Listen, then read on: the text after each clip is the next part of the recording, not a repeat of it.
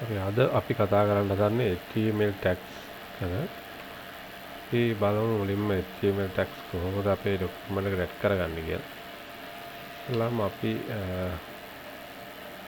කරමු අපි W3 school එකට ගිහිල්ලා මේ තියෙන HTML headings. ඒ කියන්නේ අපි ඕනම ડોකියුමන්ට් එක අපේ headings තියෙනවා. ඒ කියන්නේ Word document එකක් ගත්තත් අපිට ඒකේ headings තියෙනවා.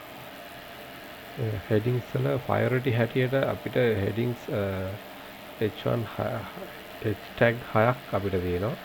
H1, H2, H3, H4, H5, H6.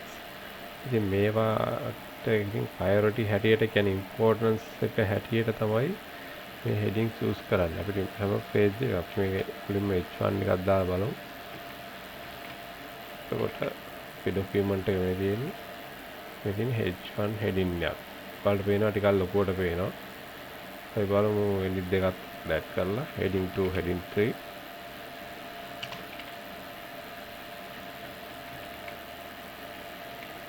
බලන්න පේනවා මේකේ size එක මේකට H1 එක වඩා H2 එකේ size එක ටිකක් වෙනස්. ඒකට වඩා H3 එකේ size එක ගොඩක් පොඩි. ඒ වගේම අපිට මේ වගේ තව අපිට heading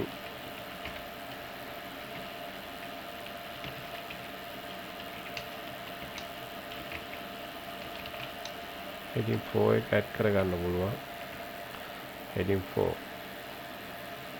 ඒ වගේම H5 එකත් අපිට මෙහෙම add කරගන්න පුළුවන්.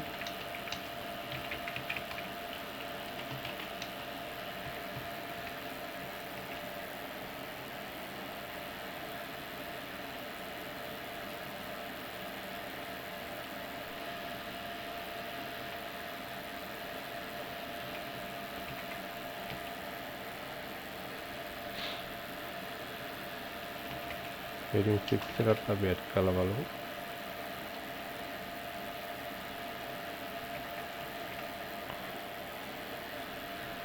ඊට පස්සේ අපිට තව තියෙනවා HTML tags වල කීපයක් අපිට paragraph එකක් කොහොමද අපි add කරන්න කියලා බලමු.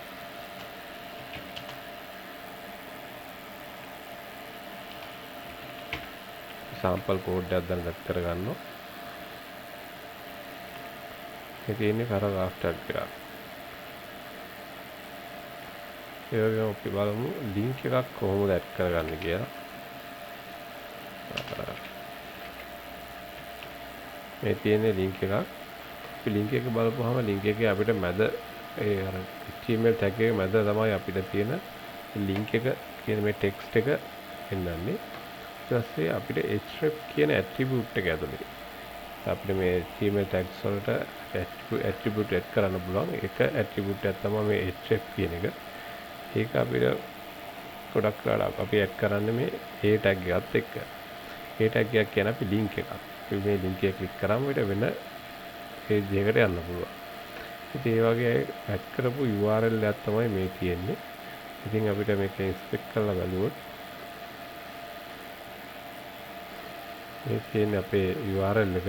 එතන පෙන්නන්නේ මේ ටික පේන එක. එතන පෙන්න text එක. ඊට අමතරව තමයි අපිට පුළුවන් වුණ අපේ බටන් එකක් add කරගන්න.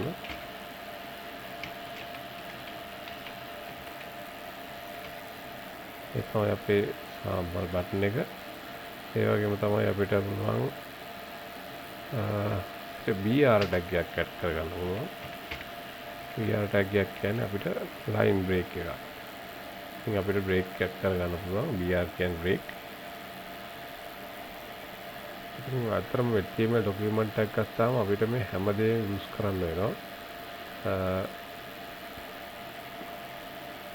මේ headings ඕන වෙනවා, sub headings ඕන වෙනවා, paragraphs ඕන වෙනවා, link කරන්න ඕන වෙනවා. ඒකට buttons ඕන වෙනවා අපේ forms වලට වගේ. ඊට අමතරව තව අපිට තියෙන එකක් තමයි div tag එක. මේක තමයි ගොඩාක්ම අපි layout වලට පාවිච්චි කරන tag එක.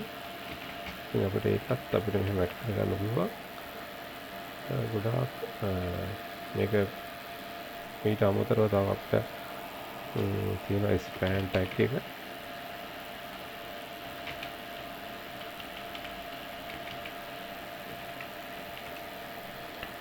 span tag එකේ div tag එකේ පොඩි වෙනසක් තියෙනවා. අපි ස්පෑන් ටැග් එක පොඩ්ඩක් අපි ඉන්ස්පෙක්ට් කරලා බලමු. ස්පෑන් ටැග් නෙමෙයි ඩිව් ටැග් එක. ඩිව් ටැග් එක ඔයාලට පේනවා මේක මුළුමනින්ම ගිහිල්ලා තියෙනවා. අපි ඒකේ කන්ටෙන්ට් එක පොඩ්ඩක් අපි ඩිලීට් කරමු.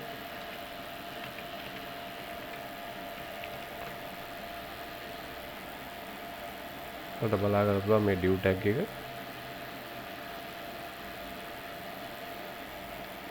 සම්පූර්ණම කොටුවක් එතන කලර් වෙලා තියෙනවා. අපි ඒ වගේ ස්පෑන් ටැග් එක තව කරලා බලමු.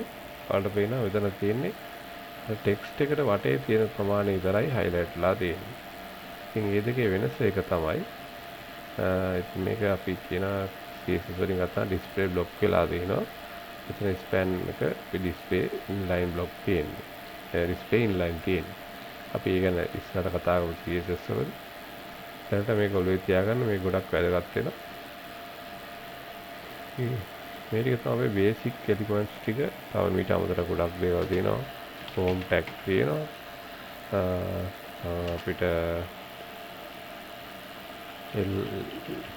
UL ටැග් අපිට එක්ස්ට්‍රා ලිස්ට් එකක් වගේ යූස් කරගන්නකොට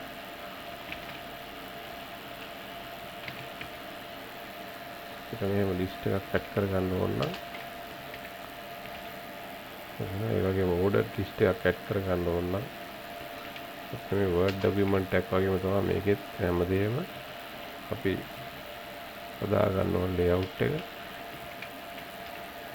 වඩප්‍රණ number 1 number 2. එතකොට මේක හැදුවට පස්සේ මේකත් එක්ක මේක තමයි අපි කොහොමත් අපි ස්ටයිල් අයින් කරපුවාම මේ වගේ ડોකියුමන්ට් එකක් තමයි අපිට ලඟින්න තියෙන මොන සයිට් එකේ වුණත්. ඊට පස්සේ මේකට අපි ස්ටයිල් ඇඩ් කරලා ඉමේජස් ඇඩ් කරලා මේ වෙබ් පේජ් එක ලස්සන කරගන්න හදන්නේ.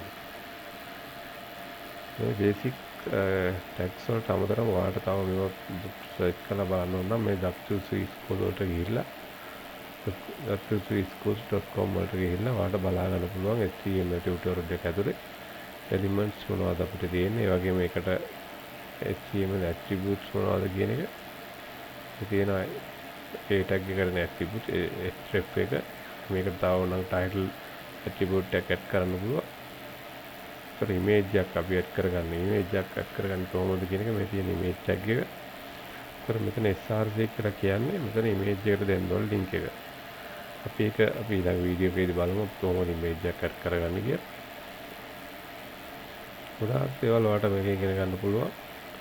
එතන තියෙන ඇට්‍රිබියුට් එක ටයිටල් ඇට්‍රිබියුට් එක දාලා තියෙනවා. මම කියනවා ඉතින් ඔයාලට මේකත් පොඩ්ඩක් ෆලෝ කරන්න බේසික් ඉගෙන ගන්න ගොඩක් හොඳයි.